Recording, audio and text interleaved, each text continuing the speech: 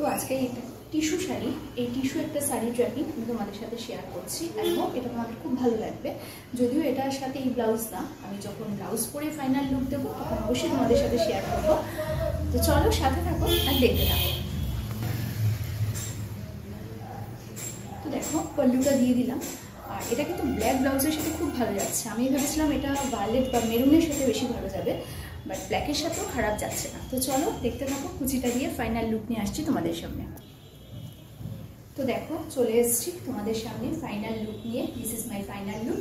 আর এটা black blouse দিয়ে বেশি ভালো লাগছে না ভায়োলেট ব্লাউজ দিয়ে বেশি ভালো যাবে, তোমরা একটু বলো, আমি তাহলে সেভাবেই পরবো।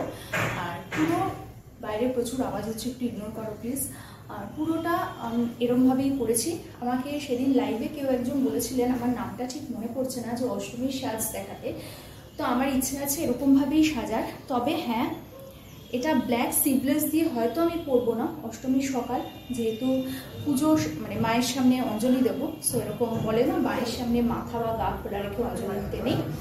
তো সেই জন্য হয়তো আমি এতটা হাতার একটা অন্য কালারের ব্লাউজ পরবো। তো যদি পরি বা সাজি বা অঞ্জলি দিই, বৃষ্টি না হয়, সবটাই ব্যাপার আছে, তাহলে তো অবশ্যই আপনাদের সাথে শেয়ার করব বা তোমাদের সাথে শেয়ার করব। এটা হচ্ছে আমার ফাইনাল। এবার অনেকে বলবে হয়তো যে এটার সাথে এতটা ক্লিভেজ দেখা যাচ্ছে, এরকমভাবে কি বাইরে বেরোবে? হ্যাঁ বেরোবো, কোনো প্রবলেম নেই। ওই যে বলি সবসময় সাজটা হচ্ছে নিজের ব্যাপার, কে কতটা কিভাবে ক্যারি করতে পারে। আর দেখো এইটা ব্ল্যাক ব্লাউজের সাথেও কিন্তু খারাপ যাচ্ছে না, তাই না?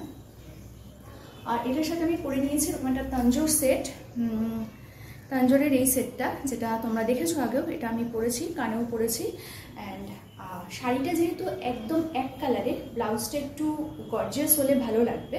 ব্লাউজটাও এখানে এক কালার হয়ে গেছে বলে হয়তো শাড়িটা একটু ম্যানম্যানে লাগছে, বাট আমার মনে হচ্ছে না। যদি তোমাদের লাগে সেটা বলো। আর এরকম একটা বড় হাতার ব্লাউজ দিয়ে, আর আমার মনে হচ্ছে এটা রানি পিঙ্ক বা ভায়োলেট দিয়ে বেশি ভালো যাবে। তো এই শাড়িটা কীরকম লাগলো বলো। এটা আমার একটা খুব পছন্দের শাড়ি, যেটা আমি তোমাদের প্রায়ই বলছিলাম যে একটা শাড়ি আছে, তোমাদের দেখিয়েছিলাম বোধহয় শাড়িটা, আমার ঠিক খেয়াল করছে না। তো একটা শাড়ি আছে যেটা তোমাদের সাথে আমি শেয়ার করব। তো এটা হচ্ছে সেই শাড়ি। আর এরকমভাবে শাড়িটা পরলে আই হোপ ভালোই লাগবে। আর একটা তো দেখলে যে চিকেন কি বলে, ওটাকে কি নাম বললো শাড়িটা, ফুল হোয়াইট যে শাড়িটা, ওটা হচ্ছে রেশম চিকেন কারি। তো এত শাড়ির নাম না আমি মনে রাখতে পারি না। তো যাই হোক, তো এরকম কীরকম লাগছে একটু বলো। আর এটার সাথে এই সেটটা ভালো যাচ্ছে নাকি যেরকম মানে কোনো সেট না পরলেই ভালো লাগবে, সেটাও একটু আমাকে জানিও। তো কেমন লাগছে সেটা তো অবশ্যই বল, মানে শাড়িটা পরে কেমন লাগছে আমি জিজ্ঞেস করছি না, আমি বলছি এই ব্লাউজের সাথে এই গয়নার সাথে কন্ট্রাস্টটা কীরকম যাচ্ছে সেটা বলো আমাকে। আর একটা যেটা কথা সেটা হচ্ছে ভীষণ লাইট ওয়েটের একটা শাড়ি, আর পুরোটা একই মানে রকম।